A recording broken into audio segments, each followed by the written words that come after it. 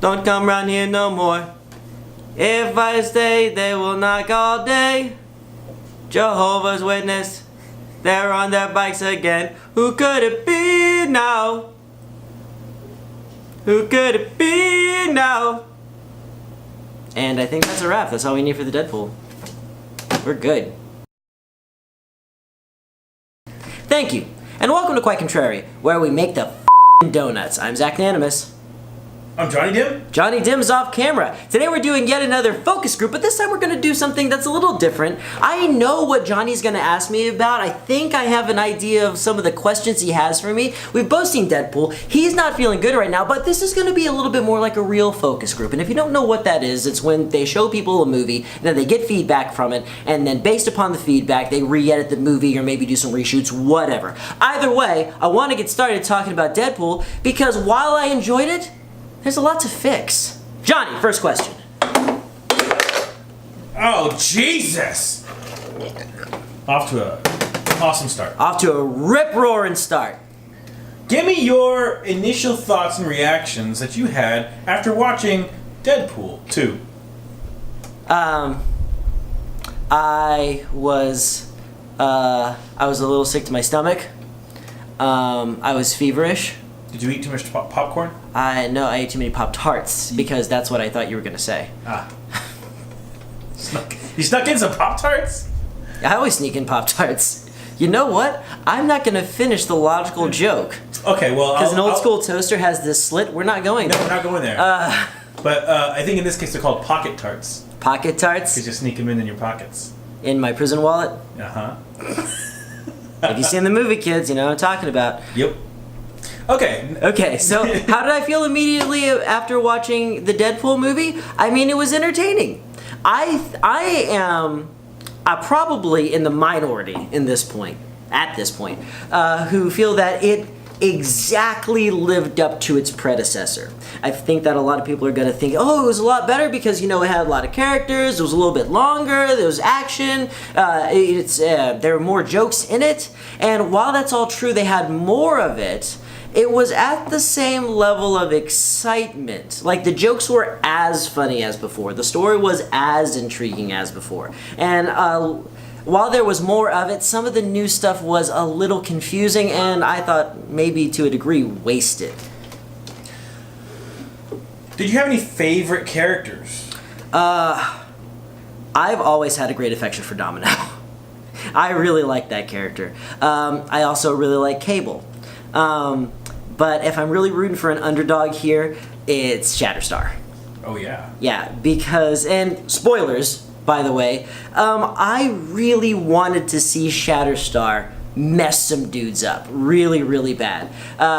If you're not indoctrinated into, or if you're not initiated into Marvel Comics, he makes mention of this thing called Mojo World, which is a planet that is literally taken over by reality TV, and their favorite game show is gladiatorial combat. So everything in Mojo World is just bathed in blood, generation after generation of warriors, and as a result, they're all really, really good at killing, and there are exotic elements on Mojo World where they can make really cool armor and swords that are just better than anything on Earth.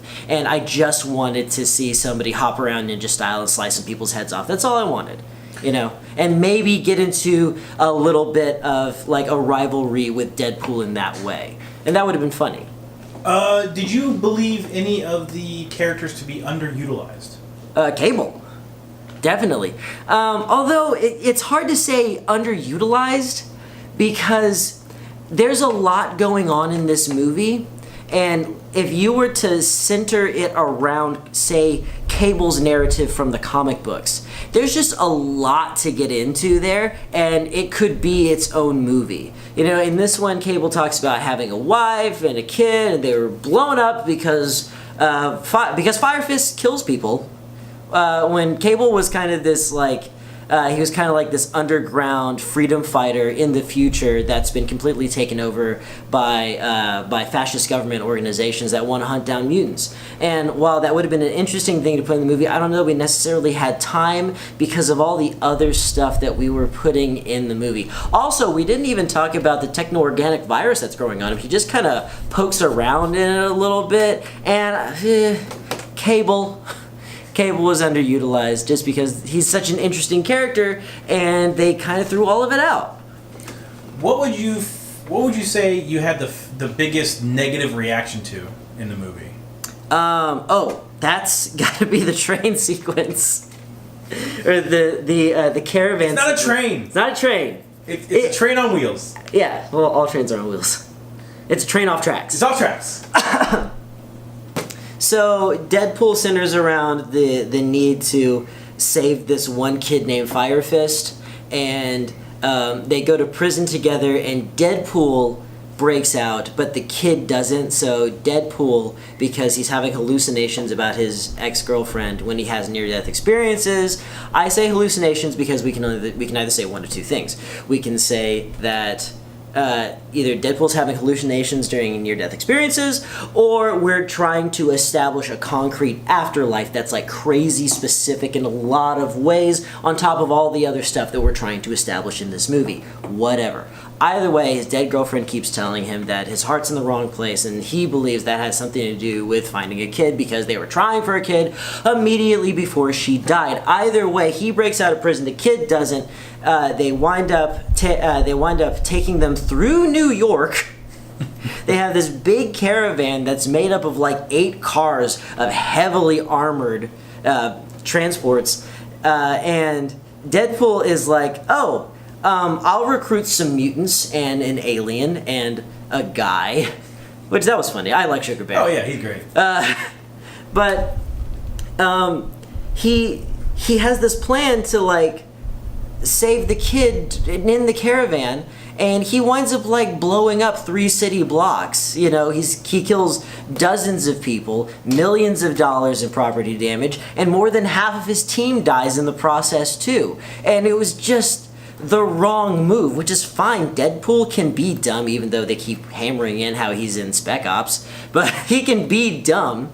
But nobody told him that he was being dumb. It caught for all the kids in the audience, and there was an actual infant in my theater. Hey, there's only one. Yeah. I think we had one too. Yeah. For all the kids in the audience, it's teaching the wrong message. When a character has a bad idea, somebody should call them out on it so they're a counterexample. And it just never happened, and it made you kind of feel like Deadpool did the right thing, but it just didn't pan out. That was striking to me. I'd say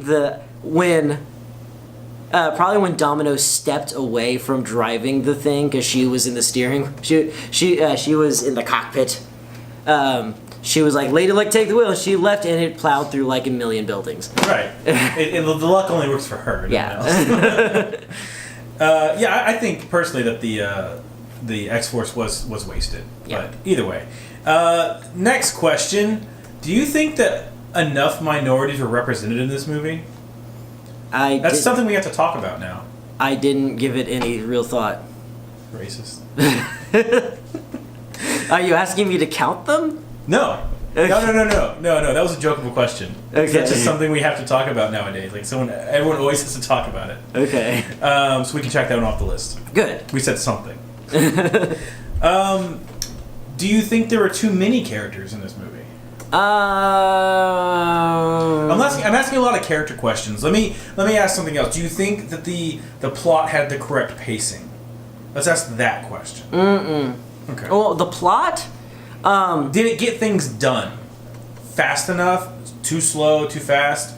Did it all seem to flow well enough? The actual nuts and bolts of putting a movie together, all the scenes did what they were supposed to do when they were supposed to do it. But the scenes themselves were very dilated, especially when we first meet Fire Fist. Like, the kid gets like 3 pep talks from like 3 different characters before they're like, okay, now we're gonna move on with it. And you know, Deadpool's got a mug for the camera and stuff like that.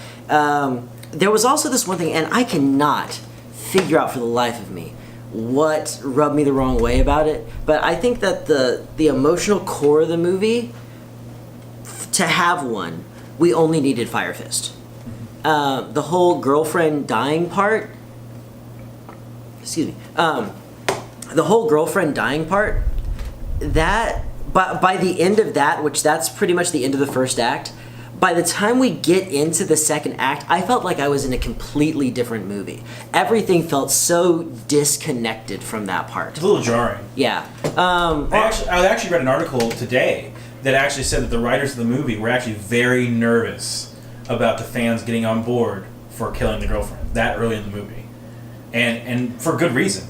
They had good reason, I think, to be nervous about it. Actually, you know what? I can echo that sentiment and say that would have been a fine thing to do, maybe halfway through the movie. Right. You know? And so Deadpool is kind of lost and, just kind of doing Deadpool things and, maybe he tries to join the X-Men. Right. To turn over a new leaf if they have like a close shave, and he's like, I gotta go legit, and then he tries to join the X-Men, and then she dies anyway, and then boom, he's back into being Deadpool, killing people again. There you go. Yeah, that would have been fun. It would have been fun to see all those people die. Do you think the movie was Deadpool enough?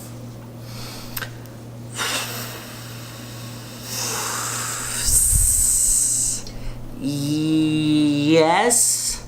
You seem very reluctant. But it's new Deadpool. Right. This is Fox Deadpool. Not even just Fox Deadpool. Like it's new Marvel Comics Deadpool, and they're always messing with characters. And messing is just another way of experimenting. I mean, they have to tell 12 stories a year. They've been talking about Deadpool since the '90s, so they're gonna want to change things, but.